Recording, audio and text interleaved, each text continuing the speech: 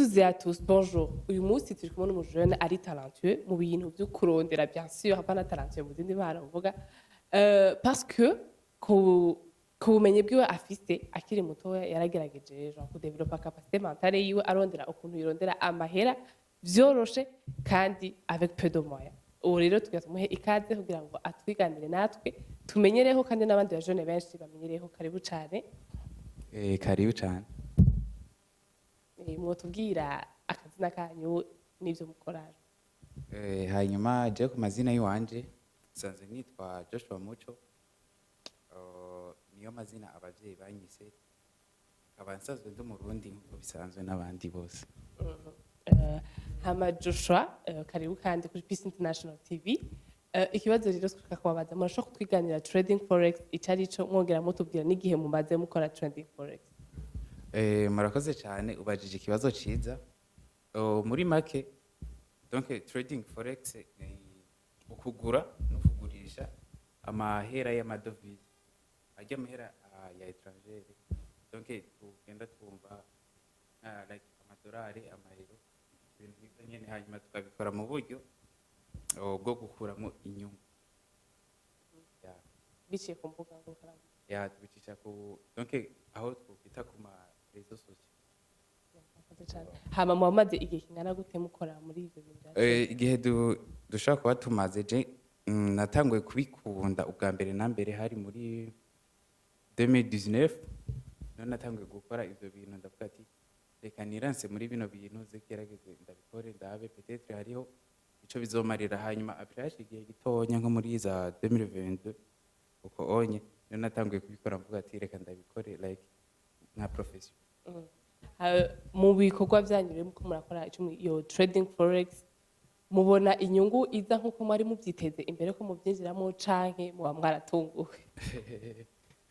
Muri make navuga gute muri trading forex navuga ko ntatunguwe kubera ko benshi ragenda babivuga ego parfois harabaho amaperte rimwe na rimwe hakongera akabaho n'inyungu.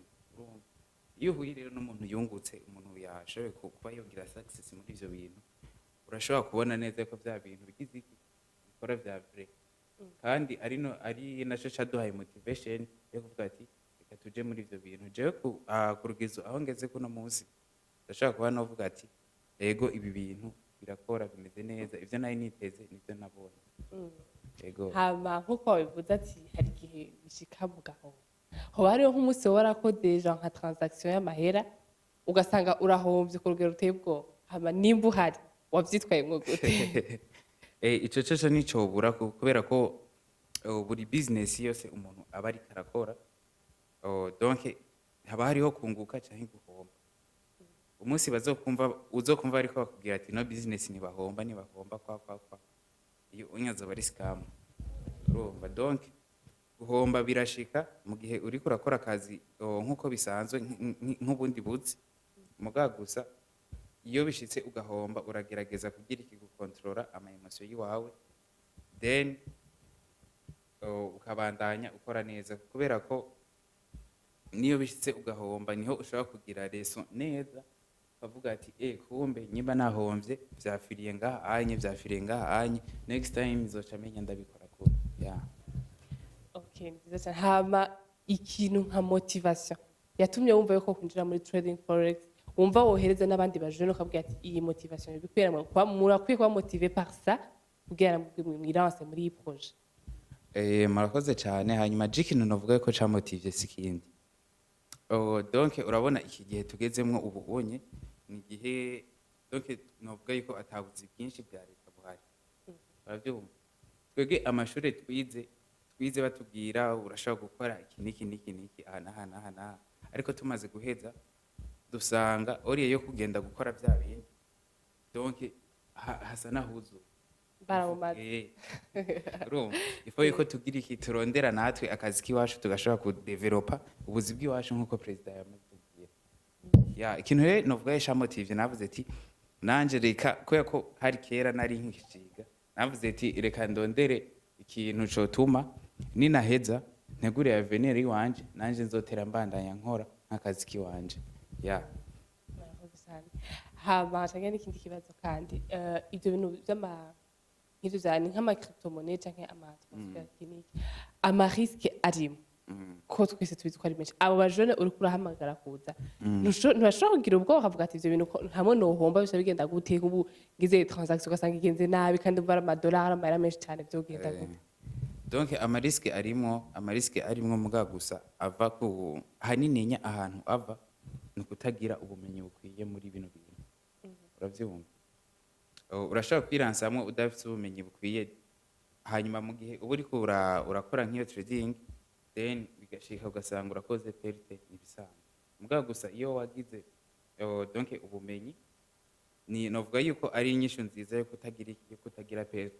Ikindi kintu naco abantu bakunda kugiriraho navuga gute bakunda kugiriraho uruhombo ni kubera ko abantu benshi bagira iki batwagwa n'ama emotion iyo bariko barakora ikintu ntashobora kugira donc ico no kwitwa gute risk management kumenya ati nshizemo amahera ngana unyi ndashobora kuza ndaronka make unyi kweko trading forex na hantu ushobora kuba navuga gute woshobora no kuba umugwiza atunga mu kanya gatonya mu minota nka 10 cyangwa 20 uravyumva so tukunguka so tugahomba muga gusa rero mu gihe utwewe n'ama emotion urumva niho ucugira usanga wakoze ayo mayerere yo kuvuga ati genda shaka iki kubera ko ari iki gihe tugezemo uzabumva nk'umuntu mubwiye ati ashaka kwepanya amahera buke then ukazokora ibintu bapolitiko muga gusa ukazabumva kugiye ngo niyumva nzogura imodoka ryawe nzokubaka inzu ryawe abashaka biboneke abashaka nyimba yiyumvire ngo ndatangiye gukora ide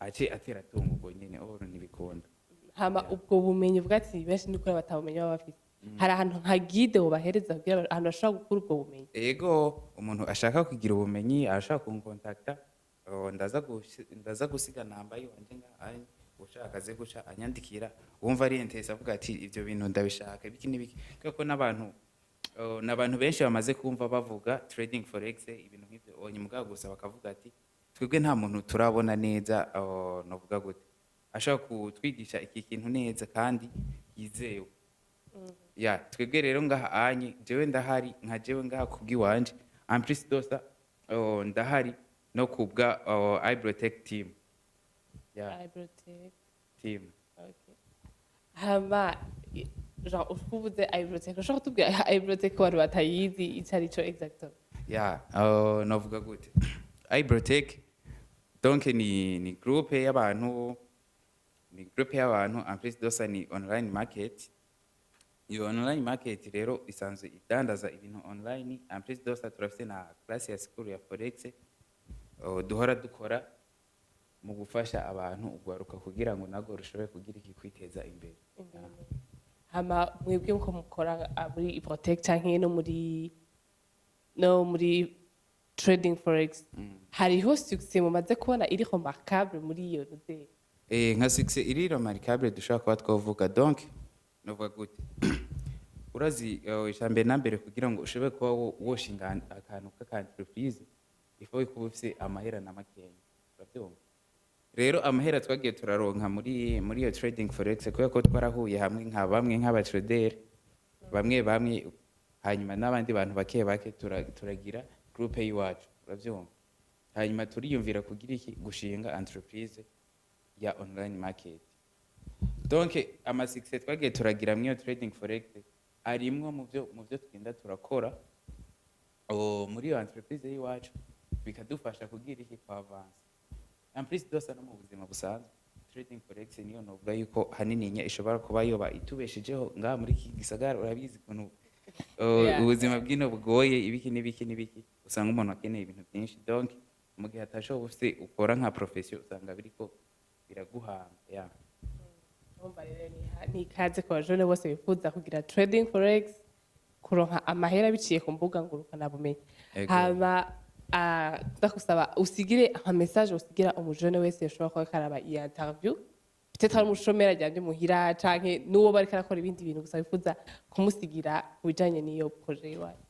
Ikintu jewe no sigira ugwaruka canke abajene nobabwira ko trading forex nkaje nko ku ruhande nk'iyo nahisemo kuko ko sinavuga ngo yikore yonyene oya ibintu byo gukora ni byinshi muga gusa kimwe trading forex ni ikintu kimwe gishobora kuba cyo guhunya co guhindurira ubuzima ahantu hose ububaye, haba mu Burundi, haba mu gihugu icyo ari cyo cyose, hariho hose.